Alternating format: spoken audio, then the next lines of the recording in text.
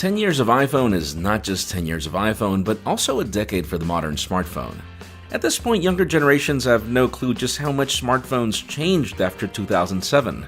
Navigation buttons and keyboards were killed in favor of slimmer designs and multi-touch controls, and that was the primary first step into how everything has evolved until today. About the only problem is that hardware grew stale. The game transformed into more of a war of ecosystems. Every other iPhone after the first was more of an iteration. Sure, they got larger, far more powerful, and brought new features.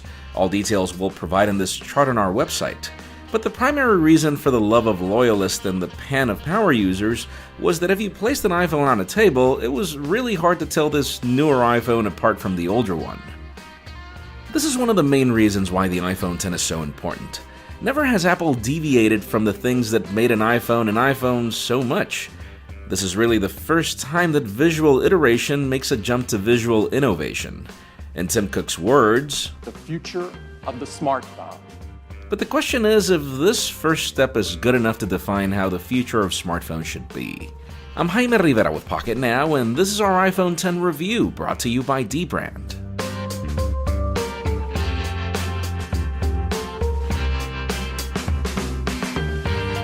If I could describe the iPhone X in a word, I think that different would suit it best. I spent the first week trying to press a home button that no longer existed, and that every smartphone has these days. The radius curves now extend to the display, which has now shrunk the bezels almost entirely. The stainless steel trim and the glass are now shaped to evoke seamless integration between each other, and I'm glad I chose space gray as it lends to a darker tint in the overall finish. In the hand, this phone feels heavier than it looks, and also feels smaller than it looks as well. My problems with the design are obviously that the glass is a fingerprint magnet, which is where I'd recommend that you use a D-Brand skin as a solution. I'm also not a fan of this camera hump that has become quite the lint magnet given the sharp borders. It almost makes it seem like if this phone was designed to be used with a case, and where leather is so far one of my favorite alternatives. If you came here to hear complaints about the notch, you've come to the wrong place. Sure, it looks like a mole if you're watching a video in full screen, but I'd prefer the notch any day in a smaller form factor over the last 10 years of huge bezels. See, what makes the iPhone X special is that it's nearly all display. This 5.8-inch OLED panel is the most dense that Apple has ever provided. It's also vibrant and accurate, and the minuscule black bezel along with the stereo speakers lend to a very immersive experience consuming content. Note 8 blends gorgeous design within everything. And then tucked inside we have almost the same specifications of the iPhone 8 Plus, meaning yes, this phone is very powerful. We have the same A11 Bionic chip with 3 gigs of RAM, and my unit is of 64 gigs of storage. There's IP67 water and dust resistance, Qi wireless charging, Bluetooth 5, and about everything else you'd ask from a flagship except for the headphone jack, which I feel that we should just give up on when it comes to Apple.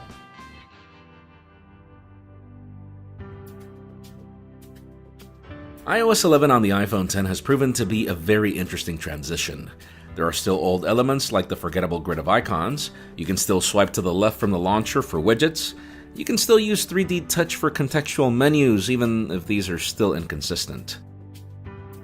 The death of the home button brings some benefits and some odd choices for design.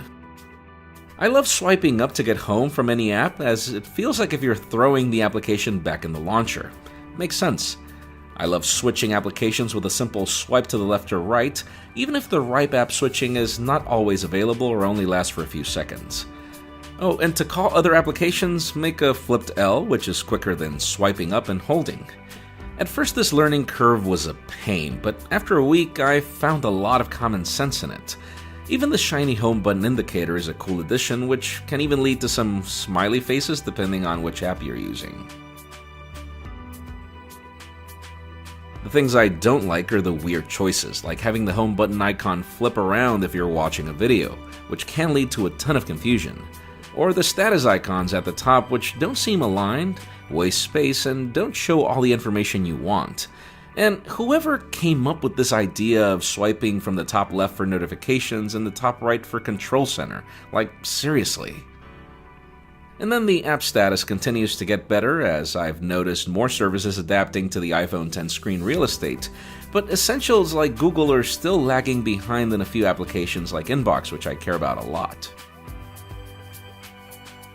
Overall, I guess the best way to describe the software experience is that it's still a work in progress. And yes, I do have to agree, this is the longest I've ever tested a phone, now clocking nearly 6 weeks in New York City, Honduras, Hawaii, California, New Orleans, you name it. This season has just been too crazy. So far, I'm not much of a fan of using this phone for calls, as they aren't as loud as I'm used to with iPhones, and I've even noticed the odd interference from the earpiece in certain areas, though they work just fine over the speaker. Face ID is one of those things I never thought I'd get used to, but I have. I love how you can get notifications to only show the content once the phone has unlocked, and I also love that Face ID even works from a minor angle.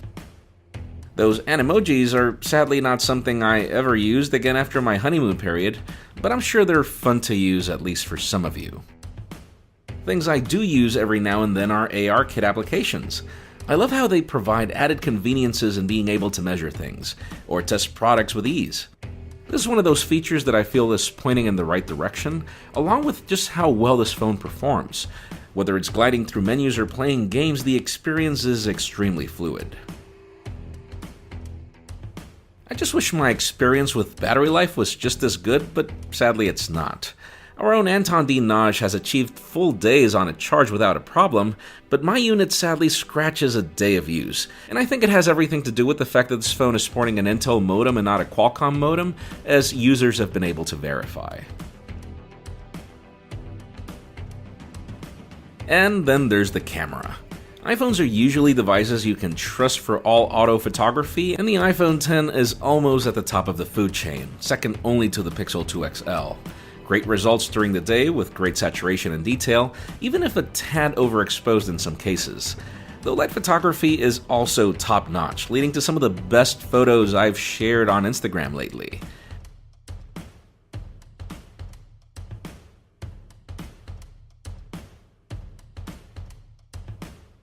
About the only thing that I cannot recommend about this phone in any way is portrait mode.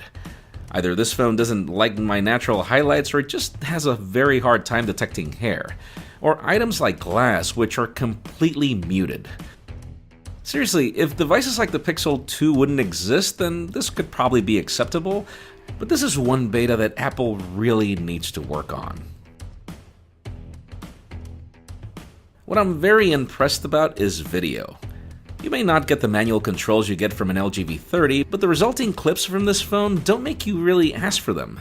Details are great, stabilization is great, and this is still one of the only devices, not just phones, capable of 4K video at 60 frames per second and 1080p slow motion video at 240 frames per second.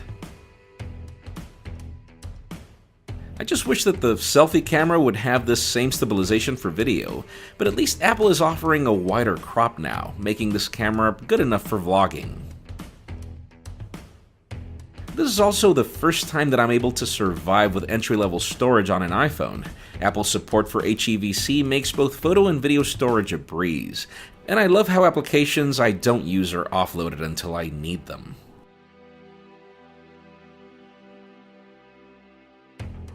Overall, I'm gonna have to admit that I have more positive things to say about the iPhone X than negative. I usually never recommend first-generation Apple products, given my horrible sob stories with products like the first Apple Watch or the first Retina MacBook Pro. I thought the story would repeat itself with the iPhone X, but it really hasn't. The iPhone X may not be as revolutionary as the first iPhone in defining the basis for how a smartphone should operate, but I also cannot say that the first iPhone was as great when it launched as the iPhone X. This is definitely a great smartphone that'll turn heads no matter where you go, and that's very reliable overall. Is it worth $1,000? No. Especially when you've got almost the same internals on a different chassis with the iPhone 8 Plus. It's when you dilute the payments into installments that I do agree with my buddy David Kogan in that an extra $6 a month for all this makes the decision a little more compelling. The iPhone X may not be the best smartphone of 2017, but it is ahead of the curve in a couple of things. It is definitely the coolest iPhone ever made, and also one of the coolest phones I've used in 2017, hands down. And if you'd like to make this fingerprint magnet of an iPhone X even cooler, dbrand skins will eliminate those fingerprints and add some grip to your iPhone X, or any iPhone for that matter. Check out dbrand.com/iPhone or visit the link in the description below to customize yours.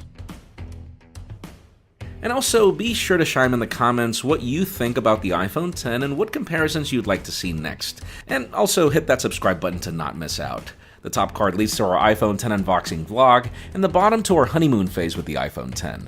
You can also follow me on Twitter at Jaime_Rivera or on Instagram at Jaime Rivera. Please give this video a thumbs up if you like what you saw. I am Jaime Rivera. Thanks so much for watching.